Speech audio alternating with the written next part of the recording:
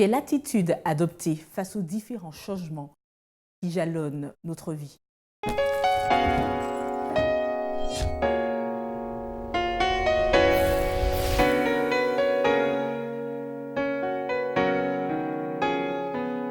Bienvenue chers amis dans votre émission Autrement dit. C'est un plaisir de vous avoir avec nous et ce, en compagnie de Marvin et d'Eddie Michel. Bienvenue à vous deux.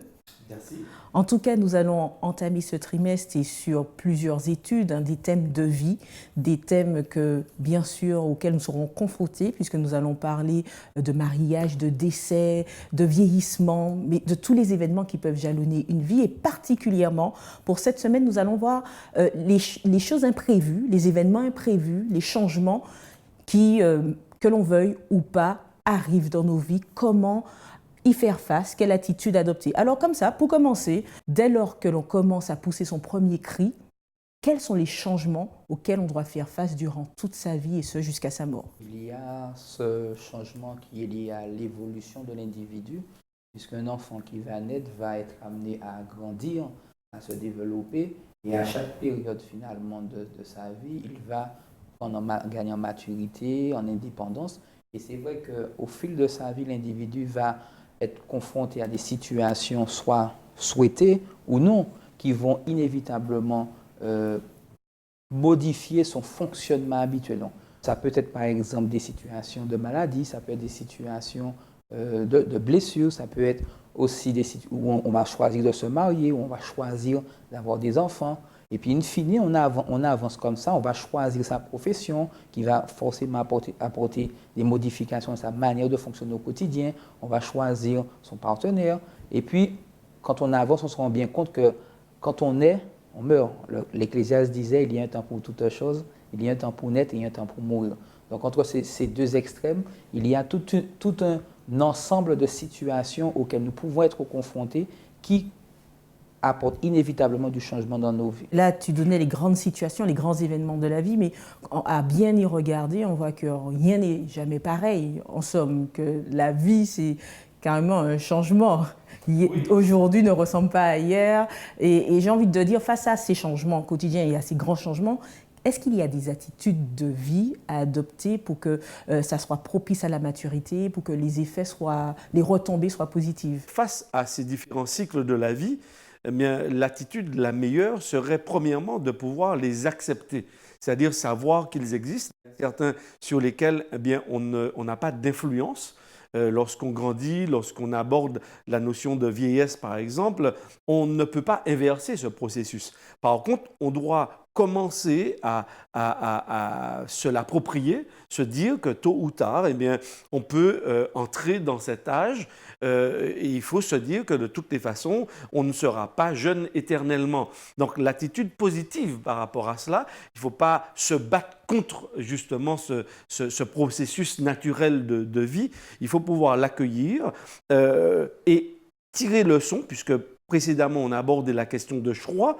Par exemple, eh bien, faire attention à ce que l'on mange, l'exercice physique, faire attention à ce que l'on regarde, qu'on lit, etc. Parce que toutes ces choses vont influencer notre existence pour le présent, mais on agit un peu comme des éponges. Et donc, cela aura aussi une répercussion sur notre vie future. Et donc, les blessures, ce qui nous fait mal, le manque de pardon, par exemple, eh bien, tout cela, on doit apprendre également à vivre des principes qui, de mon point de vue, sont énoncés dans le texte biblique, qui nous permettent d'avoir un style de vie. Eh bien, si nous mettons, avec l'aide de Dieu, ces principes dans notre existence, nous agrémentons donc notre vie de l'amour, du pardon, de la bienveillance vis-à-vis des autres, etc.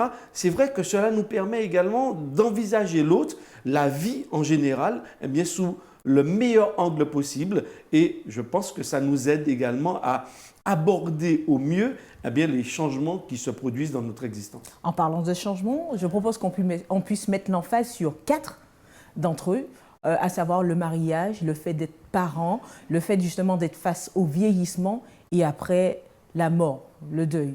Alors, parlons-en du mariage. Est-ce que c'est une étape obligatoire? Qu'est-ce que le mariage déjà? Et pourquoi pas le concubinage ou le pax ou d'autres formes Alors, lorsque nous revenons dans Genèse, le livre de la Genèse, après que Dieu eut créé Adam et Ève, la Bible nous dit que Dieu les réunit, que Dieu bénit le couple, donc que Dieu a été l'instigateur finalement de cette union. Le mariage, c'est ça, c'est Dieu qui... c'est des personnes qui choisissent de pouvoir remettre à Dieu leur union. Maintenant, aujourd'hui, tu pourrais me dire, oui, mais bon nombre de personnes, finalement, ne passent pas par l'Église, ne font pas un mariage religieux. Parler simplement un concubinage, deux personnes ensemble peuvent mutuellement dire et se remettre à Dieu en remettant leur union à Dieu et dire qu'elles décident et elles déclarent solennellement, elles font tous les vœux de fidélité, pareil pour le pacte, sans pour cela être dans un mariage civil. Religieux. Non, je parle bien de mariage civil, pour ceux qui sont en concubinage ou encore une autre forme de mariage. Oui, mais d'union. Il faut savoir qu'après, les uns et les autres vont choisir ce qui leur semble le plus avantageux pour eux et le mieux, qui correspond en fait à ce qu'ils vont comprendre de cette relation. Mais nous, chrétiens, nous croyons que la relation idyllique, celle que Dieu veut, c'est celle où des individus se lient ensemble pour la vie, choisissent de pouvoir se côtoyer, apprendre à se connaître et finalement se poser et ensuite envisager dans le cadre de cette union pour la vie, de pouvoir cheminer ensemble. Après, c'est ce que Dieu propose. Maintenant, il y a effectivement différentes formes d'union qui sont proposées. Le pacte dont tu parlais, qui est une union civile, qui finalement n'est pas simplement là pour unir des gens qui s'aiment, mais des gens qui finalement des intérêts économiques, qui ont envie de pouvoir mutualiser leur patrimoine. Donc aujourd'hui, chacun choisit comme il l'entend. Mais le chrétien, celui qui marche avec Dieu, devrait tendre vers ce que Dieu lui propose. Mais alors, quel est l'enjeu du mariage selon ce que Dieu veut? Quel enjeu qu'il y a derrière tout ça? Alors, l'enjeu, lorsque je lis le texte biblique, c'est de reproduire, c'est être à l'image de Dieu. D'ailleurs, dans Genèse chapitre 1, 26-27, on va observer que Dieu, dans son objectif lorsqu'il crée l'homme et la femme, c'est qu'il puisse refléter son caractère, le refléter dans sa manière de vivre, d'être. Et effectivement, dans la Bible, eh bien, on observe que Dieu se révèle à l'homme dans le texte biblique eh bien, sous plusieurs formes. Par exemple, on parle de Dieu le Père, on parle de Dieu le Fils, on parle de l'Esprit. Et pourtant, dans cette même parole Bible, eh bien, on parle également de Dieu unique. Donc, nous n'adorons pas plusieurs dieux, nous adorons un Dieu unique. Pourtant, il se révèle à nous eh bien, en tant que Père, en tant que Fils et en tant qu'Esprit. Et je crois qu'effectivement, dans l'image ici, Dieu crée à l'homme, l'humain, l'être humain, à son image. Et ensuite, dans Genèse 2, il dit « L'homme quittera son père et sa mère et s'attachera à sa femme et les deux deviendront un ».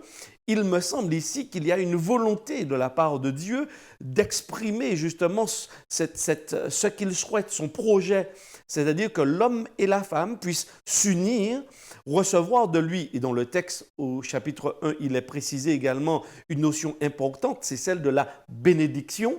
Donc, parce que ce n'est pas l'homme et la femme qui se bénissent, mais c'est Dieu. Et le texte précise, Dieu les bénit. Ça veut dire qu'on a le sentiment que dans cette union qui se passe, eh bien, Dieu vient apposer son sceau. Dieu vient apposer son sceau pour approuver, pour valider, pour dire que, OK, c'est le bon chemin. Et comment ça se concrétise dans notre société? Alors souvent, ça se concrétise. Approuve. Alors, dans la société française, et dans beaucoup de sociétés, il y a un acte civil qui reconnaît quand même l'union, mais en tant que croyants, nous ne nous arrêtons pas simplement à cet acte civil qui officialise l'union. Nous croyons également, et d'après l'enseignement biblique, qu'il est bon aussi que Dieu puisse valider le choix que nous faisons. C'est là ma question, Eddy, c'est comment dans notre société Dieu valide le choix, puisque tu dis que ce n'est pas parce que deux personnes remettent leur relation à Dieu que Dieu a validé le choix. Comment ça se concrétise la validation de Dieu? Est-ce qu'on va le voir valider, apposer, dire vas-y, vous êtes unis, soyez féconds? Comment ça se voit? Je comprends un peu mieux ce que tu dis. Voilà. Ça veut dire que les critères de choix doivent pour moi être respectés pour que Dieu valide. Ce n'est pas simplement un homme et une femme qui se mettent ensemble, qui demandent simplement la bénédiction. Ça veut dire que ces personnes doivent être suffisamment mûres, elles doivent se mettre d'accord par exemple sur leurs croyances, sur les projets de vie ensemble. Ils doivent avoir des critères, chacun qui se retrouvent et qui ressortent du texte biblique, de mon point de vue, pour que Dieu puisse valider l'engagement et l'union et le chemin qu'ils décident de vivre ensemble. Pour pouvoir rebondir sur ce que dit Michel, lorsque deux personnes choisissent de pouvoir s'unir par le lien du mariage, ils choisissent de faire un contrat civil. Il y a une autorité, il y a monsieur le maire ou son représentant qui représente l'État, donc qui unit ces personnes au nom de la République. Dans la démarche spirituelle, Dieu a ses représentants au travers de son Église, des représentants de son Église, des pasteurs, des révérends, donc en fonction de la communauté, des différents, donc les responsables qui ont cette autorité pour pouvoir bénir le mariage. Maintenant, il y a aussi cette notion d'accompagnement, parce que pour que le mariage puisse considérer comme être acceptable de Dieu, il y a un certain nombre de conditions. Et dit Michel le disait, par exemple, cette croyance en Dieu, quelles sont nos croyances communes? On ne peut pas aujourd'hui, d'ailleurs la Bible présente cette nécessité que les époux aient une vision commune des choses. Donc il faut aussi accepter que de même que dans l'union civile, il y a cette représentation administrative, dans l'union religieuse, il y a cette représentation spirituelle représentant Dieu vis-à-vis des hommes. Même si on ne voit pas Dieu, mais nous croyons. Et celui qui choisit d'entrer dans cette démarche reconnaît que lorsqu'il a face à lui un pasteur, un révérend ou autre, il reçoit la bénédiction de Dieu. Pour rebondir par rapport à ce que vous dites tous les deux, c'est qu'au-delà de ça, il faut avoir une vision commune, il y a certains éléments, il faut une complémentarité dans les propos qu'Eddie aussi mentionnait. Mais à quel moment de sa vie on peut se dire « Ah tiens, il faudrait peut-être que je pense à me marier ». Est-ce qu'il y a un moment pour cela? Ou est-ce que ça peut être à tout âge? C'est vrai que dans certaines sociétés... Alors c'est vrai que cette question est très complexe parce que il n'y a pas une règle en la matière. Ça peut se faire pour certains très jeunes, pour d'autres ça ne peut ne jamais venir, pour d'autres ça peut venir à un âge très tardif parce que nous ne parvenons pas non plus à la maturité pour vivre un mariage tous au même moment. Et quand je parlais tout à l'heure, c'est pourquoi ta question de tout à l'heure était très subtile. Parce qu'il y a l'aspect extérieur, visible, effectivement. Marvin a fait référence à cela, les autorités civiles, les autorités religieuses reconnues. Mais au-delà de cela, il y a un aspect beaucoup plus profond. Et la question que tu me poses maintenant va exactement dans la même direction. Est-ce qu'il y a un âge? C'est-à-dire, c'est vrai, ici on dit les Catherinettes à 30 ans, si tu n'es pas marié, bon, etc. Non, quelqu'un peut se marier à 25 ans ou à 20 ans ou à 19 ans ou être extrêmement mûr et être en capacité de vivre un mariage, de pouvoir accompagner l'autre et chercher à rendre l'autre heureux ou heureuse et que cela se fasse de façon mutuelle, ou quelqu'un de 40 ans ou de 50 ans n'y arrive jamais. Donc c'est pourquoi je dis que c'est très complexe. Il faut pouvoir comprendre en fait le contenu. Être ensemble, c'est pas un mariage simplement parce qu'on est ensemble et que nous sommes passés devant le maire. Il y a aussi des responsabilités, il y a des attendus, il y a des devoirs. Et donc je dois être en mesure de comprendre que lorsque je vais m'engager avec bon, alors pour moi, une femme ou un mari, eh bien, j'ai des devoirs. Je cesse d'être célibataire. J'entre dans un cadre où je cherche volontairement à faire plaisir, à faire que l'autre puisse s'épanouir, à faire en sorte que eh bien, l'amour que Dieu a placé dans mon cœur, eh bien, je puisse le porter vers l'autre et lui permettre de grandir tout en respectant sa liberté, en respectant ses opinions et en cherchant justement à grandir avec cette personne pour devenir dans le projet de Dieu un. C'est-à-dire que finalement, on s'est tellement bien ajusté que lorsque nous parlons, lorsque nous échangeons, nous sommes sur la même longueur d'onde avec bien évidemment nos spécificités parce que le mariage non plus, ce n'est pas la fusion, ce n'est pas la disparition de l'autre. Au contraire, chacun doit exister, mais on parvient justement à cette maturité, à cette entente, à cette complémentarité en fait dans l'existence commune. C'est vrai que le mariage, on peut en dire beaucoup, énormément, mais c'est qu'il y a encore d'autres événements qu'on souhaiterait aborder, comme par exemple le fait d'être parent, le vieillissement, comme on l'aborde également, et face au deuil. Alors, Marvin, peut-être que dans la prochaine, tu pourras surenchérir. Le mariage, c'est une étape mais après, certaines personnes, qu'elles soient mariées ou pas, il y a la notion de parent qui vient avec la venue d'un enfant. J'ai envie de demander quel changement qu'il y a, comment devenir parent? Alors, parce qu'on peut être géniteur et pas parent. Oui. Donc, Aujourd'hui, malheureusement, il y a beaucoup d'individus qui ont ce statut de géniteur et qui ne prennent pas la responsabilité justement d'accompagner un enfant. Et devenir parent, c'est pouvoir être conscient soi-même de la responsabilité qui est la sienne et de s'impliquer chaque jour au plus près de cet enfant ou ces enfants.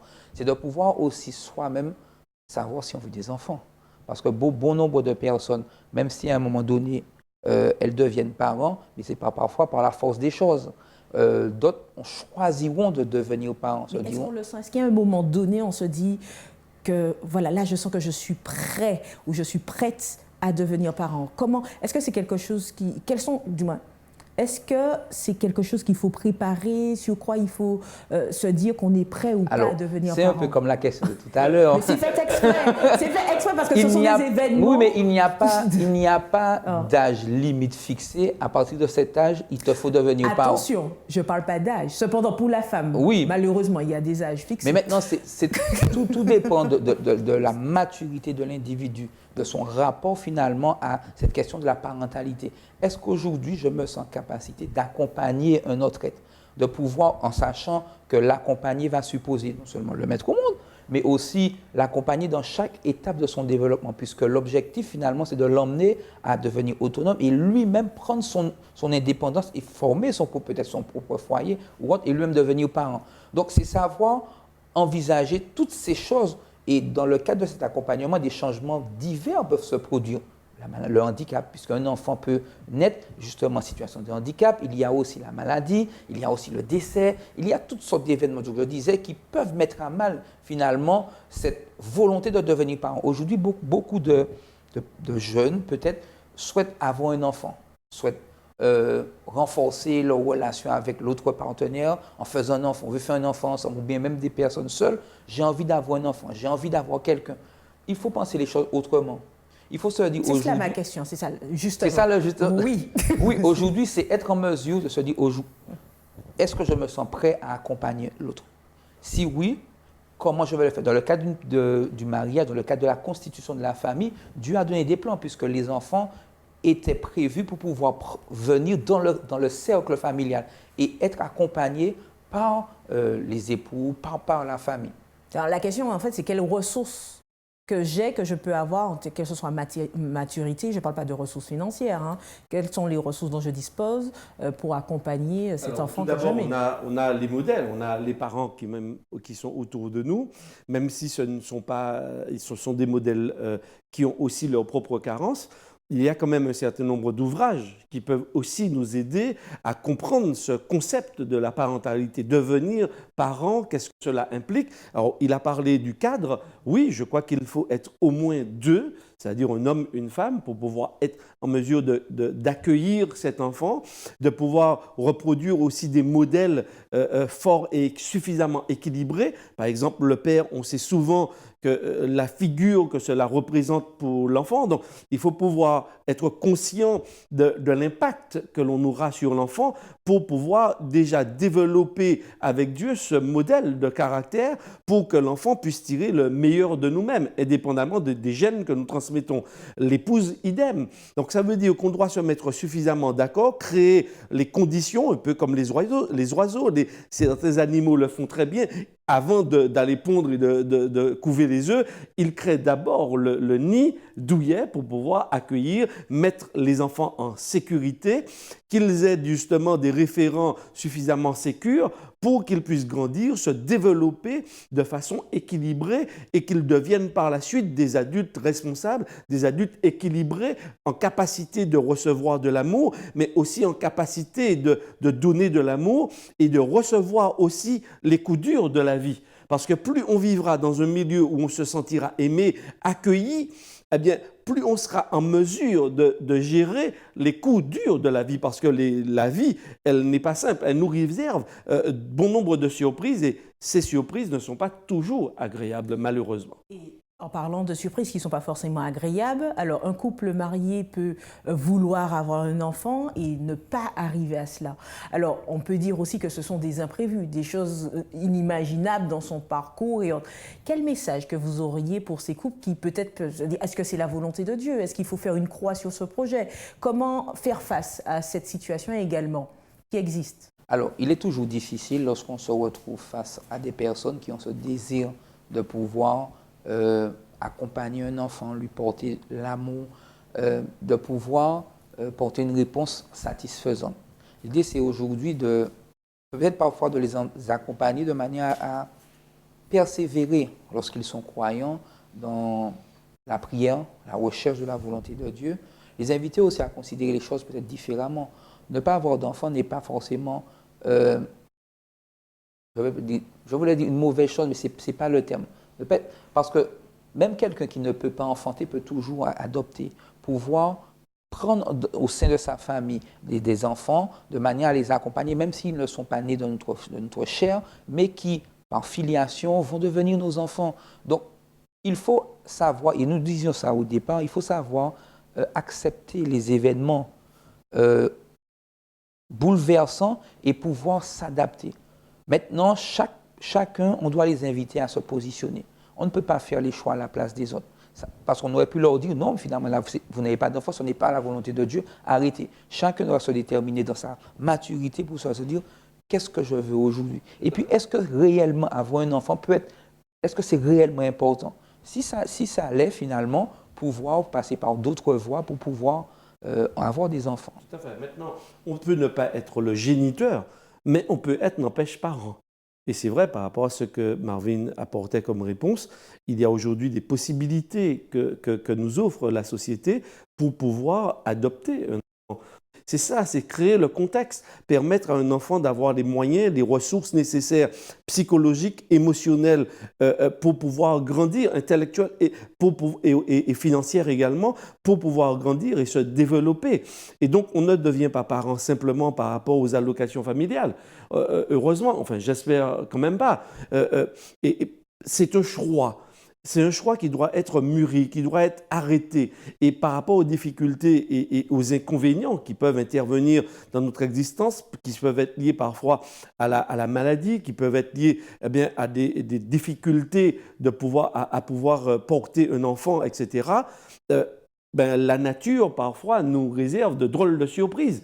Maintenant, je crois qu'il y a un travail avec Dieu, un travail interne, un travail avec aussi des aidants qui peuvent nous permettre aussi de mûrir et de pouvoir accepter ces situations. Mais même en acceptant le fait de ne pas pouvoir être mère, de pouvoir porter l'enfant, il y a d'autres solutions. Au père, oui, tout à fait. Mais porter l'enfant, c'est aussi quelque chose de très important.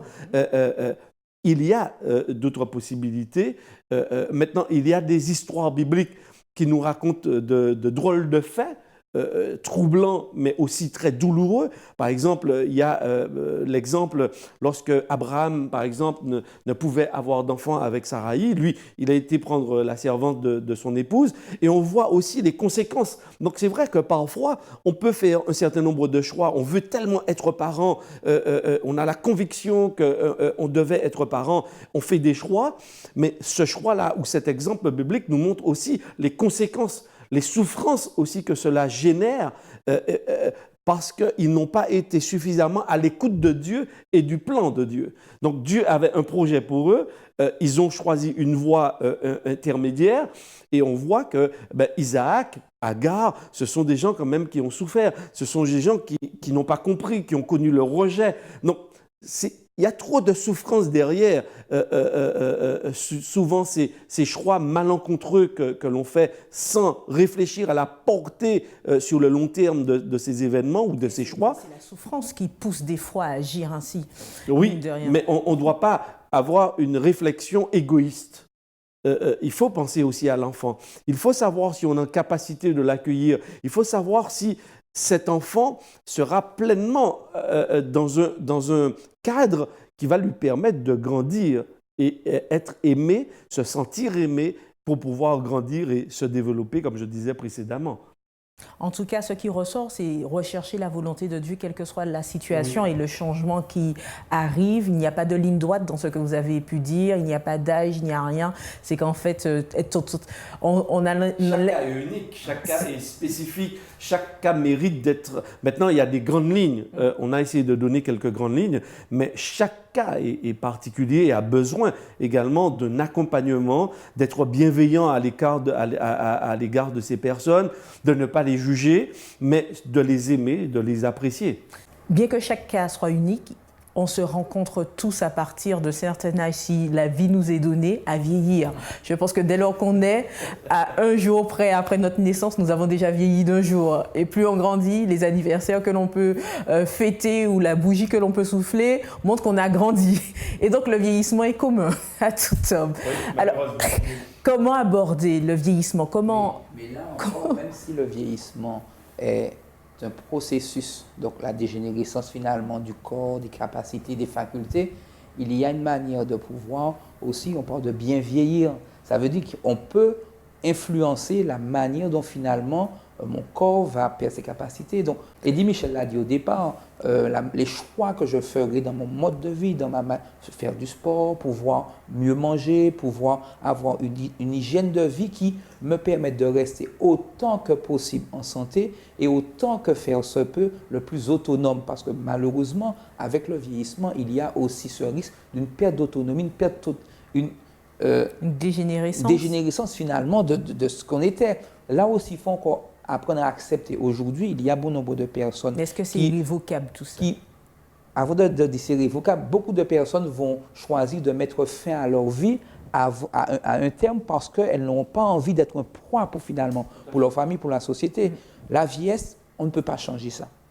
Par contre, on peut influencer la qualité finalement de notre vie. Est-ce qu'il y a quand même des avantages à vieillir? Essayez de me rassurer quand même. Oui, ce serait plutôt toi de nous rassurer.